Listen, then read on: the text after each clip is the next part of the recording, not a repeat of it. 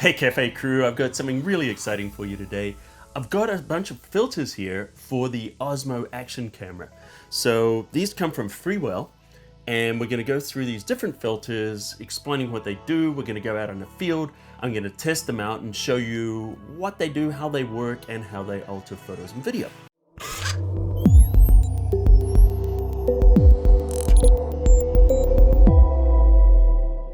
So what we've got here is we've got an all-day pack. There's 8 different filters inside of this one. This includes ND filters. So we've got an ND 4, 8, 16. We've got a circular polarizer. And then we've got combinations of ND and polarizers. Then we've got this landscape 3-pack, which I just couldn't help already open. And this one's exciting. This one has graduated neutral density filters, which are really cool. And this is the case they come in. Nice metal case, pops open, nice padded enclosure in here. And if you look at these Grad filters, what they are is they're darker on the top than they are on the bottom. That means when we've got the bright sky, it can darken down that bright sky without darkening down the landscape. So these are cool. We're going to try these out. And then we've got a couple of other specialty ones here. We've got the light pollution filter, and this one's really interesting. What it does is it filters out artificial light. So when you're doing night shots, it enables the stars and all the celestial, moon and things to show through while it filters out the light around you in the city and gets rid of light pollution. So that's great for nighttime shot. Then we've got the long exposure. One of my favorite is the ND 1000. Now it's not 1,000 stops of ND, but it's a very heavy ND. And I've used the same one on my drone. Works really well for doing really slow exposures, and you'll see in a second when I use this. And then I've got this magic trick. Watch this. See how it's just moving? It's a magnet. Okay. Then we've got IR UV cut filter, which is similar to the UV filter that comes on the OSMO Action already, which is, just basically clear. It protects the lens. And it's supposed to get rid of some glare and just make your photographs a little bit sharper. So we'll see how this works. Okay, so there's a lot of misconception from people with filters, because I've done so many photos that I've posted and people said, oh, did you use filters on that? When it's just sometimes a properly exposed photo or it's nicely retouched, and people think it's the filter. The filters do actually dramatically change the photo, but not in ways that people think. Like using an ND filter is not going to automatically make your photograph sharper. If anything, it's actually going to do the opposite. What it does is it enables you to have more control over the settings on your camera, because if your shutter speed's too fast, the movement's going to look staccato and choppy. It's not going to be smooth. You need natural motion blur to get that movement. So whatever you're doing for your frame rate, you need double that in your shutter speed. So that means if you're shooting at 30 frames per second, then you need 1/60 of a second shutter speed. 24 frames a second is 150 because there's no 48. And then, so if you're shooting faster, like 120, well, guess what? You're going to be shooting at 1/240th of a second. So basically, you can't always get your shutter speed where you want during the day because there's too much light. So if you want to have that kind of control and that cinematic look, you've got to reduce the amount of light, and you can't do it always in the camera. Your ISO is turned all the way down. So then that's where ND filters come in. What ND filters do, it's like sunglasses for your camera, and they come in different weights. So, the 4, the 8, 16, 32, 64, all block more light. The higher the number, the more light gets blocked, and it also gives you a little bit of flexibility. The other thing you can use for neutral density filter is do slow shutter speed effects. So things like light trails, ocean, when the ocean looks nice and smooth like mist. And that's achieved by darkening down the amount of light so you can have the shutter open longer and still get a properly exposed shot. And there's another type of filter which is really useful for landscape photographers, and that is a circular polarizer. And if we look at this, it has a little bit of a tint to it. But what's really important to understand, that light that we see is reflected light. Light travels in straight lines, but it bounces everywhere. So light's coming from everywhere, and that's creating all kinds of glare. It's creating all kinds of reflections. So what a polarizer does is it will actually create a straight line that will allow light to come through in that one direction while filtering out all the other light. By doing that, we can get rid of glare, reflections. That's why sometimes you see bluer skies and different things like that. So this is a circular polarizer, meaning that it rotates.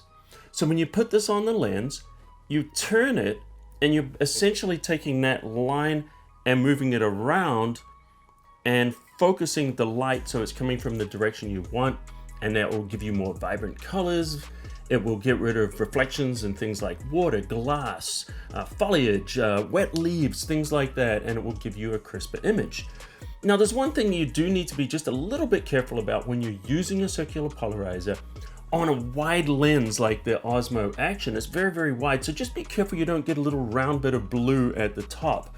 So while you're using it, just pay attention to that. On longer lenses, it's not an issue, but on wide lenses, that's just a little bit of a gotcha you've got to watch for. So if you use this correctly, the circular polarizer can help you get really crisp, vivid images. All right, guys, I've got a really useful little hack for you guys when it comes to using filters. Because one of the things you're going to find out, which I found out when I was at the beach, is that this filter here is like it was put on by an Autobot or a Decepticon. This thing is so tight. You need to be the Incredible Hulk to get it off. And when I was at the beach, I actually tried and all my might, and I couldn't take it off. I even put a shoelace around it, etc. So here's a way that I discovered how to get this off for the first time, because trust me, it's very, very tight. So the only other thing I had in my trunk, and I always carry with me, is gaffer tape. This stuff is so useful. So what you do is you just pull off little strips, put them around there, put it on one side, and then I put it on the other side. And what it did is it just increased the bulk, gave me enough leverage that I was able to just turn this and pop this right off. Now, once you've got this off for the first time, just don't swing on it with a wrench and tighten it back up.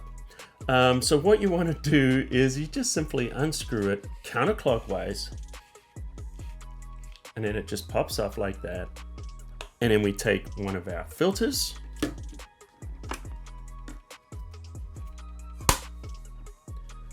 put the filter on the front, turn it a couple of times, just till it's nice and firm. You don't have to tighten it all the way up. In fact, don't. And then you're good to go. It's as simple as that. All right, so now that we've kind of talked a little bit about these filters and what they do, why don't we head out on the field and try them out? All right, so right now we're going to test out some different filters on the DJI OSMO Action. And I've just got a little plate here so I can mount this on the tripod, and I've just got the different cameras for doing different things, and also for doing a comparison between them, so check out that video as well. And just in case this device doesn't make me the biggest dork at the beach, I've also got this nice little hip pack here where I've got all the different filters in here. I've got the different Freewell filters, and I can just grab them from here. They come in nice cases with little magnetic lids. So we've got those. We've got these ones, and we're going to put them to the test right now.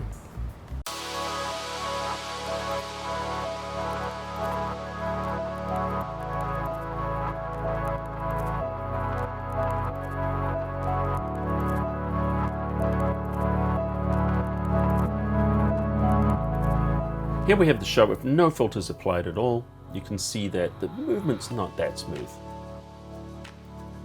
Now we put on a ND Grad 8, and you can see that the sky is showing through nicely.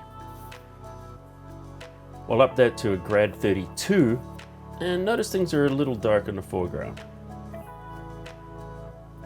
So we'll pop that open to ISO 400, and we can see that the frame rate looks nice and smooth. Next shot, no filter. Now we're using the ND, see the sky looks good, and the foreground's a little too dark though. So here we're using the graduated ND, which enables us to darken the sky without darkening the foreground, and it doesn't ruin the shot. And as we showed before, the circular polarizer changes the way the light shows. So now you can see the effect these different filters have on your photos and video. Okay, quick question for you guys. Have you ever used filters before? Yes or no, let us know in the comments. And also, did you learn anything new about filters? If you did, let us know in the comments underneath as well. So if you like these kind of tech and gear videos, why don't you hit the subscribe button right now and you'll get more from me. Also ring that little notification bell so that you'll know when I upload, which is usually every Tuesday. So anyway guys, thanks for watching. Until next time, I'll see you at the cafe.